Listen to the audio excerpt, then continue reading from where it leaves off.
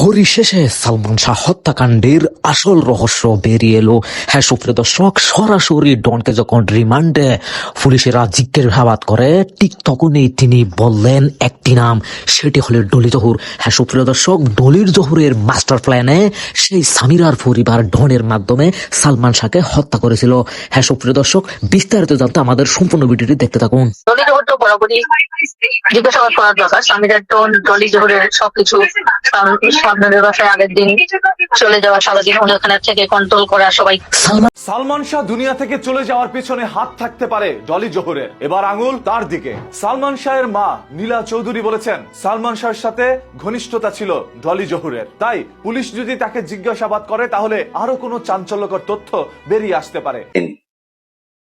অমর ছিল সালমান শাহের বাড়িতে, ডলি ছিল সামিরার বাড়িতে চট্টগ্রামে। আগের দিন কেন আসলো সালমান শাহের বাড়িতে? আইসা সালমান শাহ যেদিন মারা যায় সেদিন রাতে ডলি ছিল। সুপ্রিয় দর্শক, আসসালামু আলাইকুম রহমতুল্লাহ। আশা করি ভালো আছেন সবাই। সুপ্রিয় দর্শক, ভিডিওর থাম্বনেল, টাইটেল, ভিডিওর কিছু অংশ বিশেষ দেখে আপনারা ইতিমধ্যেই বুঝতে পেরেছেন আজকের ভিডিওটি কতটা গুরুত্বপূর্ণ। সুপ্রিয় দর্শক, তাহলে আমি আর কথা বাড়াচ্ছি না, তাহলে চলুন আমরা কথা না বাড়িয়ে সেই সম্পূর্ণ বিস্তারিত ভিডিও দেখে আসি। তার আগে আপনাদের প্রতি আমাদের একটা ছোট্ট রিকোয়েস্ট, যারা আমাদের চ্যানেলে এখনো নতুন অবশ্যই চ্যানেলটি সাবস্ক্রাইব করবেন, আর যারা ইতিমধ্যে চ্যানেলটি সাবস্ক্রাইব করছেন আপনাদের অসংখ্য ধন্যবাদ। তাহলে চলুন এখানে আমরা বিস্তারিত ভিডিওটি দেখে আসি। অমর ছিল সালমান শাহের বাড়িতে, ডলি ছিল সামিরার বাড়িতে চট্টগ্রামে। আগের দিন কেন আসলো সালমান শাহের বাড়িতে? আইসা সালমান শাহ যেদিন মারা যায় সেদিন রাতে ডলি ছিল, মনোয়ারা ছিল। মনোয়ারাকে আবুলকে প্রোটেকশন দেওয়ার জন্য, মিনিমাইজ করার জন্য আসছিল কিনা বুঝতে পারছেন? আমি জানি না, আমি স্বল্প শিক্ষিত মানুষ, আমার অভিজ্ঞতা আমি কাজে লাগাচ্ছি। হুট করে ডলি আসলো কোন সে মারা যাওয়ার আগের দিন, আইসা মনোয়ারা, আবুল এদের সাথে ইয়ে করলো, কিচ্ছু না, নাথিং। এই সালমান শাহর মার্ডার কেসটা পিবিআই এর কাছে ডলি যে স্টেটমেন্ট দিছে, মনোয়ারা স্টেটমেন্ট দিছে, আবুল স্টেটমেন্ট দিছে, দিলওয়ার স্টেটমেন্ট দিছে, যারা যারা স্টেটমেন্ট দিছে সেটা আপনি দেশবাসী পড়ুক, জানুক, এবং 161 ম্যাজিস্ট্রেটের কাছে এরা আবার যে স্টেটমেন্ট দিছে পড়ুক, জানুক। দেখবেন দুইটা দুই ধারা। কেউ বলতেছে সকাল 6টার সময় সালমান শাহরে উঠতে দেখছে দিলওয়ার, আবুল বলতেছে, আবার আরেকজন বলতেছে 9টায় উঠছে, আরেকজন বলছে 8টায় উঠছে। হ্যাঁ, অথচ সেই জায়গায় সালমান শাহর বাবা 9:30 থেকে 10টার মধ্যে সালমান শাহর বাড়িতে ছিল, চাও খাইছে, সামিরা 50,000 টাকাও দিছে, বলছে ও দিয়ে ঘুমাইছে, বলছে আব্বাসে দিয়ে দিও। আবার ওইদিকে রিজভি বলতেছে সে ভোর রাইতে আইসা সে বাসে নামছে ঢাকায়। একটা আমরা চাই না আমাদের পরিবার, সালমান শাহর মা সহ আমি, সালমান শাহ ভক্তরা নিরপরাধ কোনো মানুষের সাজা হোক। এটা সুন্দর একটা মামলা। ওই দিন রাত্রে বাড়িতে কারা ছিল? সামিরা ছিল, ডলি ছিল, মনোয়ারা ছিল, আবুল ছিল। এই 4জনই আমার ইম্পর্টেন্ট। বাদ দেন, এদেরকে যদি না পাই, এদেরকে আমি খুঁজবো কেন? ইনি খুঁজবে কেন? পুলিশের কাজ কি? তদন্ত সংস্থার কাজ কি? সামিরা কই? আমি কেন বলবো? আমি কেন জানাবো? উনারা তদন্ত করে বের করবেন। আমি এখন পর্যন্ত যতটুকু পাচ্ছি পুলিশের তরফ থেকে, পুলিশ বলতেছি এইডিও বুঝায়, ডিবিও বুঝায়, এনএসআই বুঝায়, সব পিবিআই বুঝায়, সব ডিপার্টমেন্ট বুঝায়। আমি স্যাটিসফাইড, আমি সন্তুষ্ট। আমি কারোর নাম উল্লেখ করতেছি না, কোনো ডিপার্টমেন্টের নাম উল্লেখ করতেছি না। হ্যাঁ, ওনাদের কাজ করে যাক। যে জিনিস যখন প্রয়োজন আমাকে জিজ্ঞেস করুন, নকিবকে জিজ্ঞেস করুন, আরো আছে 2-4 জন, ওদেরকে জিজ্ঞেস করুন, পেয়ে যাবেন। এটা একটা একদম ইজি মামলা। ডনকে জিজ্ঞেস করেন, সগর্বে বলতেছি, ডন বগুড়ার থেকে কিভাবে, কেন, কি কারণে ঢাকা আসলো? সালমান শাহ দুনিয়া থেকে চলে যাওয়ার পেছনে হাত থাকতে পারে ডলি জোহরের, এবার আঙুল তার দিকে। সালমান শাহের মা নীলা চৌধুরী বলেছেন সালমান শাহের সাথে ঘনিষ্ঠতা ছিল ডলি জোহরের, তাই পুলিশ যদি তাকে জিজ্ঞাসাবাদ করে তাহলে আরো কোনো চাঞ্চল্যকর তথ্য বেরিয়ে আসতে পারে যেগুলো তদন্তের স্বার্থে ব্যবহার করা যেতে পারে। তাই পুলিশকে তিনি অনুরোধ জানিয়েছেন তাকে ধরে এনে জিজ্ঞাসাবাদ করতে। যদি তাকেও সন্দেহ হয় তাহলে তার বিরুদ্ধেও মামলা দেওয়ার জন্য প্রস্তুত আছেন নীলা চৌধুরী। অন্যদিকে আরো অনেকের দিকে তিনি আঙুল দিয়েছে।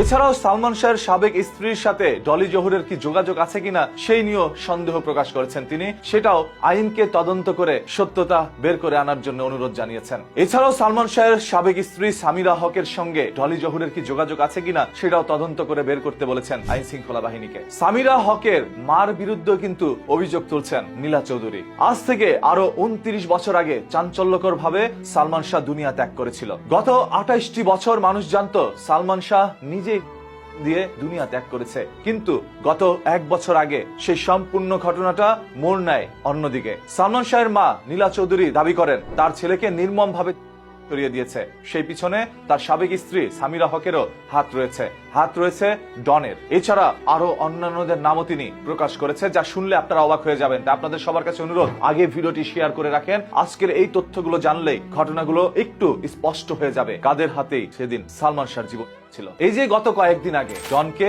ঢাকা আন্তর্জাতিক শাহজালাল বিমানবন্দর থেকে গ্রেপ্তার করা হয়। ডনকে গ্রেপ্তার করতে নাকি সহায়তা করেছিল ভিলেন দীপজল। সেই দীপজলের সহায়তার কারণে ডনকে এত দ্রুত ধরতে সক্ষম হয়েছিল আইন শৃঙ্খলা বাহিনী। সেজন্য দীপজলকে ধন্যবাদও জানিয়েছেন নীলা চৌধুরী। মানে পুরো একটি চক্র চলছে এই পুরো ঘটনাটিকে নিয়ে। আমরাও সত্য জানতে চাই, কারা কারা জড়িত রয়েছে, সন্দেহের তালিকায় কাদের নাম রয়েছে। আসুন। ডন গ্রেফতার হওয়ার পরে এই মেসেজটা আসছে আমাদের সালমান শাহ ভক্ত গ্রুপের একজন অন্যতম ব্যক্তি মামুনের টেলিফোনে। চিত্রনায়ক সালমান শাহ হত্যা মামলা নিয়ে বাড়াবাড়ি না করার হুমকি দেওয়া হয়েছে মামলার বাদী ও সালমান শাহর মামা মোহাম্মদ আলমগীর কুমকুমকে। একই সঙ্গে হত্যার হুমকি দেওয়া হয়েছে সালমান শাহর ছোট ভাই শাহরানকে। বুধবার ঢাকার আদালতে এসে সাংবাদিকদের কাছে অভিযোগ করেন আলমগীর কুমকুম। কি লেখা আছে আপনারা পড়ছেন? এটা উঠছে আপনাদের এটা দেখা যায় আমরা কেউই নিরাপত্তাহীনতায় ভুগতেছি। বুধবার ঢাকার মেট্রোপলিটন ম্যাজিস্ট্রেট মোহাম্মদ এহসানুল ইসলামের আদালতে সালমান শাহ হত্যা মামলার আসামি আশরাফুল হক ডনের জামিন শুনানি অনুষ্ঠিত হয়। শুনানি শেষে সাংবাদিকদের একটি স্ক্রিনশট দেখান মামলার বাদী আলমগীর কুমকুম। তার দাবি, সামাজিক যোগাযোগ মাধ্যমে সালমান শাহর মৃত্যু নিয়ে বাড়াবাড়ি না করার হুমকি দেওয়া হয়েছে। আলমগীর কুমকুমের দেখানো স্ক্রিনশট অনুযায়ী সালমান শাহর ভক্ত হিসাবে পরিচয় দেওয়া মামুন নামের এক ব্যক্তির ফেসবুক লাইভের কমেন্টে শাকিল কিবরিয়া নামের একটি আইডি থেকে হুমকি দেওয়া হয়। সেখানে লেখা হয়, মামুন, নীলা চৌধুরীকে বলো সালমানের মৃত্যু নিয়ে বাড়াবাড়ি না করতে, তা না হলে আমরা যেভাবে সালমান শাহকে হত্যা করেছি সেভাবে শাহরানকেও হত্যা করব। নতুন বাংলাদেশ গড়তে এলো জুলফিকার স্টিল। এদিকে এ ঘটনায় রমনা মডেল থানায় সাধারণ ডায়েরি করার কথা জানিয়েছেন আলমগীর কুমকুম। তিনি বলেন, সালমান শাহ হত্যা মামলাটিও রমনা থানায় দায়ের করা হয়েছে, তাই হুমকির বিষয়টি পুলিশকে জানিয়ে নিরাপত্তার জন্য আইনগত ব্যবস্থা নেওয়া হবে। এদিকে বুধবারের শুনানিতে সালমান শাহ হত্যা মামলার আসামি আশরাফুল হক ডনের জামিন আবেদন করা হয়। ডনের পক্ষে আইনজীবী তারিকুল ইসলাম জুয়েল জামিন চেয়ে শুনানি করেন। রাষ্ট্রপক্ষে ঢাকা মহানগর পাবলিক প্রসিকিউটর ওমর ফারুকি জামিনের বিরোধিতা করেন। উভয় পক্ষের শুনানি শেষে আদালত ডনের জামিন আবেদন নাকচ করে দেন। এদিকে সালমান শাহকে পরিকল্পিতভাবে হত্যার অভিযোগে তার স্ত্রী সামিরা হক সহ 11 জনের বিরুদ্ধে দায়ের করা মামলার তদন্ত প্রতিবেদন আগামী 30 আগস্টের মধ্যে জমা দেওয়ার নির্দেশ দিয়েছে আদালত। মামলার আসামিদের মধ্যে রয়েছেন সামিরার মা লতিফা হক লিও, অভিনেতা আশরাফুল হক ডন, শিল্পপতি ও সাবেক চলচ্চিত্র প্রযোজক আজিজ মোহাম্মদ ভাই, David Javed Farooq, Mayfair beauty সেন্টারের রুবি, আব্দুস সাত্তার সাজু ও রেজবি আহমেদ ফরহাদ। এছাড়া অজ্ঞাতনামা আরও কয়েকজনকে আসামি করা হয়েছে।